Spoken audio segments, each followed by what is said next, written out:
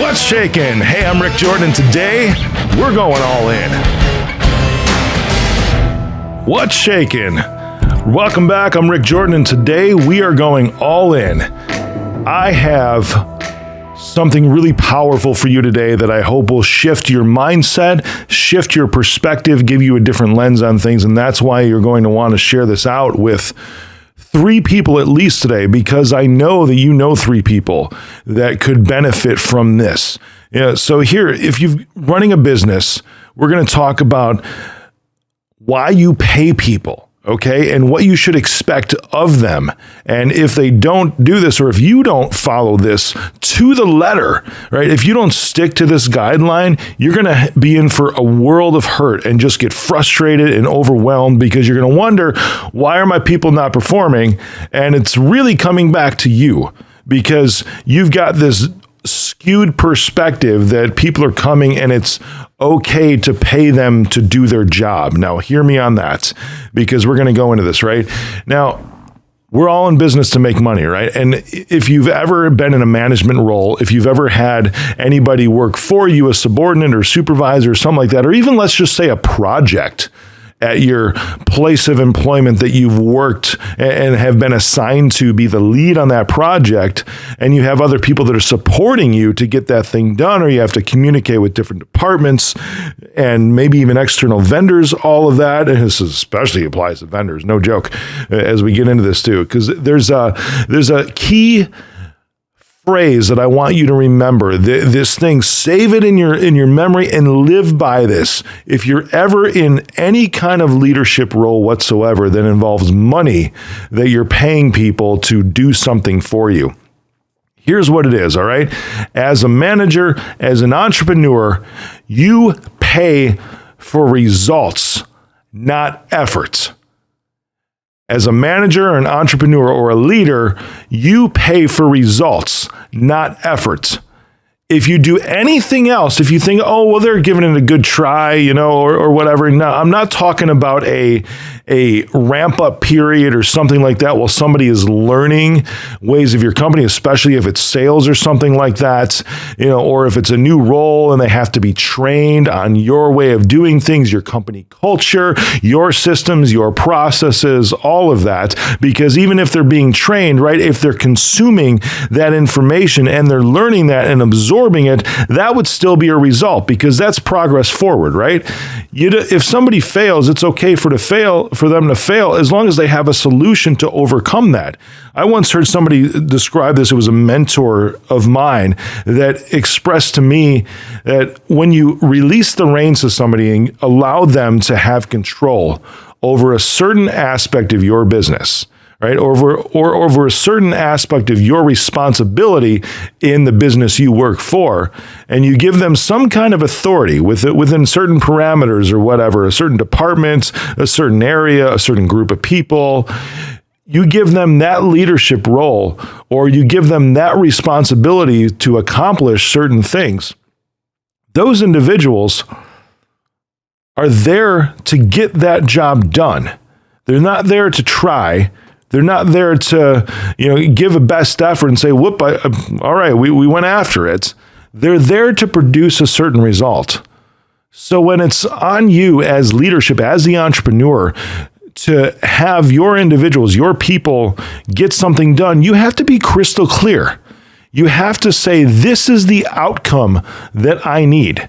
And it's okay, and it should be, especially if you're an entrepreneur and you're starting to try to scale, that those individuals have authority to be able to make decisions on the how, right? You are determining the what, like setting the course. This is where we need to end up.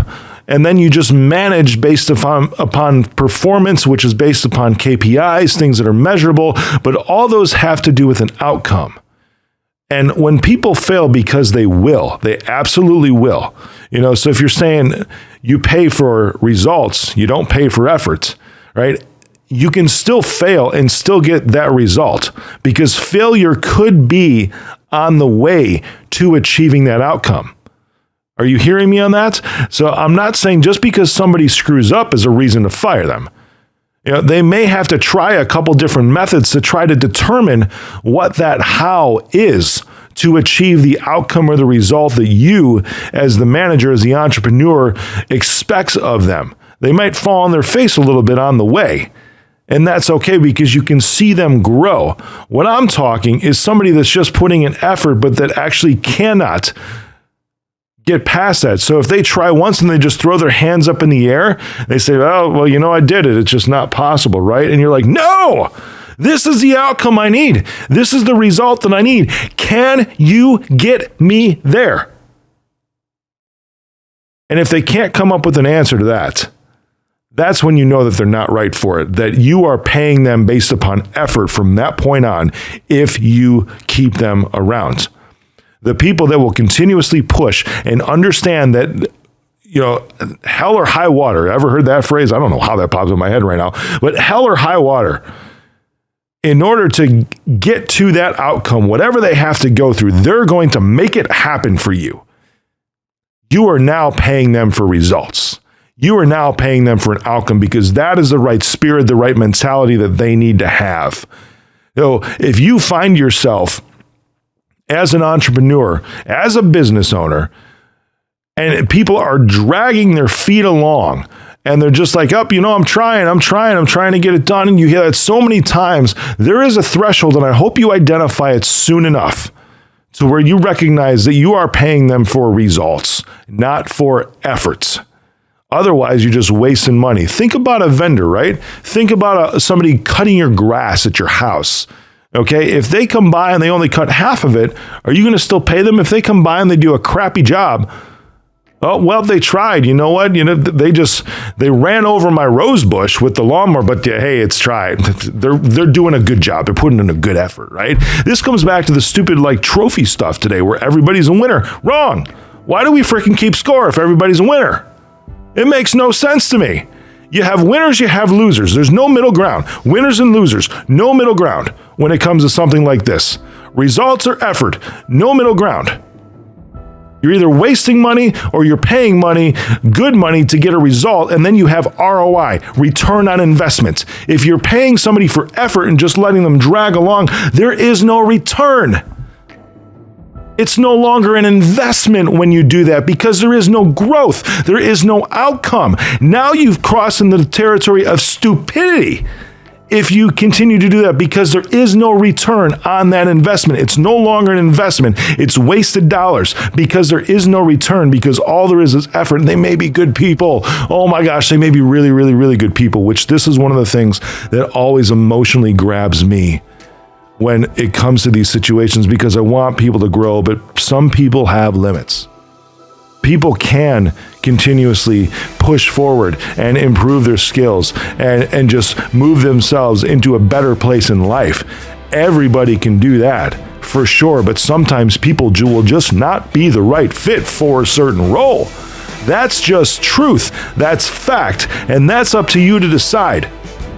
Because if you're paying them for effort in job A, but they're better suited for job B where they're going to get your results, shift them over.